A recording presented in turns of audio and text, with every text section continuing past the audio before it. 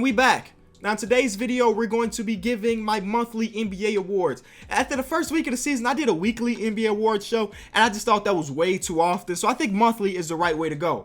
This is not a prediction video. I'm not predicting who's going to win the MVP at the end of the season. It's just, if the NBA were to end today, November 15th, 2018, who is the MVP, who is the Rookie of the Year, and so on and so forth. I'm giving my top 3 for every award, and we're just a month into the season, so like, by the end of the season, some of these people may not even be in contention for awards, but as of right now, who is my picks? So let's get to the first one, the big slamma jamma, the MVP. Now, in order to get my MVP vote, there's 2 things that you have to do. The first one is have a great statistical season. Easy. You know, that's how MVP usually works. But 2, be a part of one of the most winningest teams in the NBA. So it should not be a surprise to y'all that my MVP pick a month into the season is Giannis. He was my preseason pick, and so far this year, him and his team have been making me look like a genius because I said they were going to be one of the top teams in the league, and people said, you're crazy. I don't look crazy right now, do I? Now, I found this stat on Twitter, and I thought this was incredible, not just about Giannis' success, but why this team is so successful starting off the season. Morey ball. Morey ball is something that Daryl Morey came into conclusion with advanced analytics, saying that, listen, our team is either going to shoot threes or dunk the ball. That's what the Rockets have been doing for a few years now. But this year, the Milwaukee Bucks are the best version of that. Better than the Rockets. So, this is the percentage of players' assists that have gone to either three-point shot or a shot at the rim. So, forget about that whole mid-range area. The Bucks are not doing it. 95% of Eric Bledsoe's assists come from a 3 or layup. Chris Middleton, about 95% as well. And Giannis at a 93%. The Milwaukee Bucks are taking that Morey ball idea and they're making it better than it was, which is weird because last year the Houston Rockets were very, very good as well. So Giannis this year has been taking what he already had, which is nobody in the league can stop me from going to the rim, and now he has shooters around him too, so he can make more. I think that this year is the year of the deer. This is the year of the Greek freak, and because of that, he is my number 1 pick for MVP so far. Number 2 is Stephen Curry. Steph Curry has missed a couple games this season, and you see how it's been going for them. He gets injured in that first game. They end up losing. They win one game, and then they lose to the Clippers without him as well. A lot of things going on with the Golden State Warriors right now, but that's for another video. Stephen Curry has had one of his best years ever, which is weird to say because his year of a unanimous MVP was one of the best MVP seasons we've ever seen. And this year, he's shooting the ball better. Who thought that was possible? That the greatest shooter of all time would be able to shoot the ball even better than what he already has been. Steph Curry is my number 2 pick. We need him to come back soon. I think he's being reevaluated in a couple days, so he's still my number 2, even though he's missed like 2.5 games this season. Regardless, Stephen Curry, MVP pick number 2. Now, my number 3 pick for MVP is not like the other 2. It's not a player that's going out and lighting the league on fire, but a guy that's been just kind of under the radar. It's Kyle Lowry. Oh, Kenny, how can Kyle Lowry be in MVP conversations? The dude ain't even averaging 20. Here's why. Kyle Lowry has been the Raptors' leader. Kyle Lowry has been the Raptors' best player. Oh my God. Kenny just said Kyle Lowry's better than Kawhi Leonard. No, I did not. A month into the season, Kyle Lowry has been their best player. Kawhi's been the better defender, of course. Kawhi's been the better scorer, of course. But here go the stats to prove that Kyle Lowry has just been spectacular this year, and people need to start putting their respect on Kyle Lowry's name. Their offensive rating with Kyle Lowry on 121.2. Without him, about a 94. Their defensive rating with Kyle Lowry, about 108. Without him, just 100. Their net rating with Kyle Lowry on the court is 13.4, and without him, it is a minus 6.4. Those are incredible numbers. Yes, Kawhi Leonard is the better player in the grand scheme of things, but right now, a month into the season, Kyle Lowry has been crazy good. You remember when Steve Nash won the MVP twice? Kyle Lowry's having a type of season. No, it's not a 50-50-90 season, but he's so effective. He's leading the league in assists. This is his best year as an NBA player, which is weird to say because some people have been writing Kyle Lowry off for a few years now, and they shouldn't. A month into the season, Kyle Lowry is my number 3 pick for MVP. But the funny thing is, if there was a number 4 for me, it would be Kawhi. Right now, the Raptors have 2 players in the top 5 in MVP conversations, if you ask me. But these are just, of course, my opinions. Let me know in the comment section below who's your top 3. But let's move on to Rookie of the Year. Right now, the heavy favorite for Rookie of the Year is Luka. And it should be Luka because Luka has been playing incredible. I don't know what really to say about Luka's game that you don't already know. Just he is the best rookie in the league right now. Number 2, we'll rattle these off fast because the rookie conversation is not as exciting. It's Trae Young. Trae Young hasn't been shooting the ball very well from 3. Actually, he's been very bad. I think he's making 1 3 a game when he's averaging like 6 attempts. Not very good. But the best asset that Trae Young has, he's averaging 8 assists per game on that Atlanta Hawks team. A team that doesn't have many offensive weapons. He's making it happen and, facilitating very, very good. And then 3rd is DeAndre Ayton.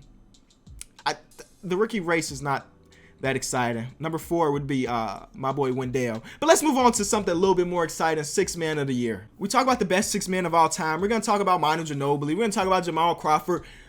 Lou Williams should be in that conversation as well because it's been like 4 or 5 years in a row where Lou Williams has been in conversation for 6th man of the year. And right now, a month of the season, he is my winner. He just closed out that game against the Warriors a few nights ago. They had the Clippers fans going crazy. That Clippers team is very exciting to watch, by the way.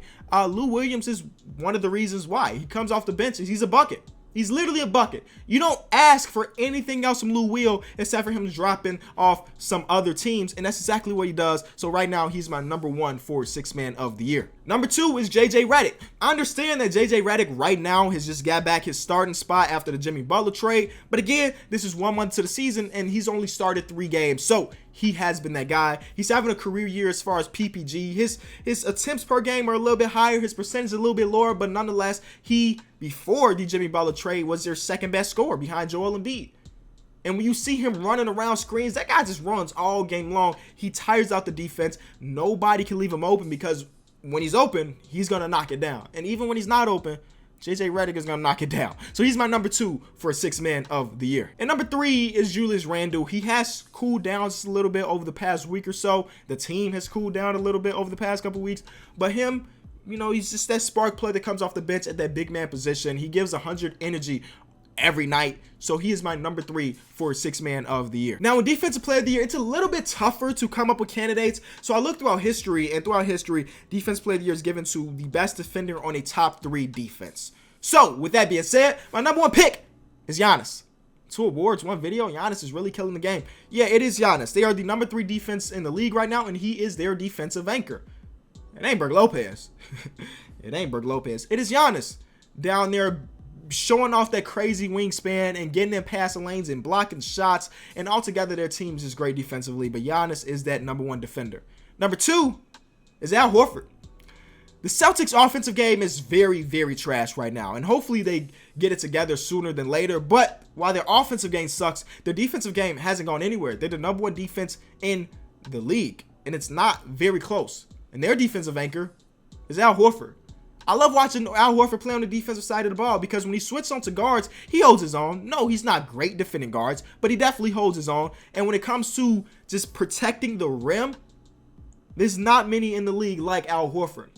And then number 3 is Steven Adams. Right, I know. I don't know if Steven Adams' name has been mentioned in many awards, but we're doing it right here in Defensive Player of the Year. They're the number 2 defense in the league. And who is their defensive anchor? Yeah, you got it. Now, most improved player, there's a singular guy that's kind of running away with it early in the season. From 16 points per game to 26 points per game is Zach LaVine. Oh, yeah. That's not a homer pick either. That's not just because I'm a Zach LaVine fan. That's legitimately because he has been very, very good. Now, when most improved player, your team don't got to be good because the Bulls suck. As long as that singular player is good, what Zach LaVine is, he will win most improved player. He keeps this up. Most improved player, 100%. Number 2 would be Karis LeVert. Now, understand Karis LeVert went down with a tough injury. They said it's not as bad as we thought. It's just a dislocated foot, which is great. I thought he tore some stuff. I thought that, it looked bad. They say he will be back for this season sometime. I don't know if that's 2 months from now. I don't know if that's close to the end of the season. But right now, just a month into the season, Karis LeVert was my number 2 for most improved player. He was also having that type of season where I don't think he would have been an all-star, but he would have definitely got some votes. Some coaches around the league would have put some respect on his name and put his name in that all-star ballot. But, you know, unfortunately, he went down with the injury. I'm glad it's not as bad as we thought, but he would have been my number 2. And then number 3 is Spicy P, Pascal Siakam.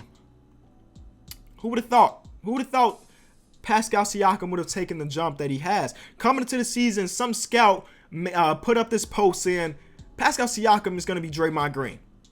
And in my mind, I'm like, what? You going to be Draymond Green?